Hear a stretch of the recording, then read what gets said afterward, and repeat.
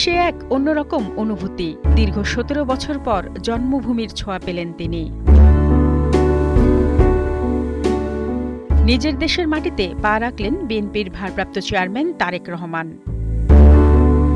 বেলা ১১টা ৩৮ মিনিটে তাকে নিয়ে বাংলাদেশ বিমান এয়ারলাইন্সের ফ্লাইটটি ঢাকার হজরত আন্তর্জাতিক শাহজালাল বিমানবন্দরে পৌঁছে।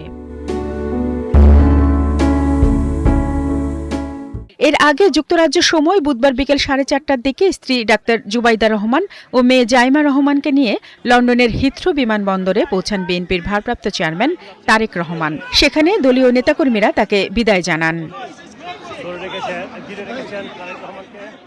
এ সময় যুক্তরাজ্য বিএনপির নেতাকর্মীরা জানান, ভারাক্রান্ত মনে তারা তাদের নেতাকে বিদায় জানালেও দেশের রাজনীতিতে যে পট পরিবর্তন হয়েছে তাতে তারা খুশি। ওনার কাছের যে নেতৃত্ব আমরা নিজ চোখে উপভোগ করতে পারছি, হয়তো বা আমাদের কাছ থেকে দূরে চলে যাবেন, কিন্তু আমাদের মন থেকে চলে যাবেন না। কালের সাক্ষী হওয়ার জন্য অত্যন্ত গুরুত্বপূর্ণ একটা দিন। ১৭ বছর পর আমাদের প্রিয় নেতা জনাব তারেক রহমান দেশে যাবেন।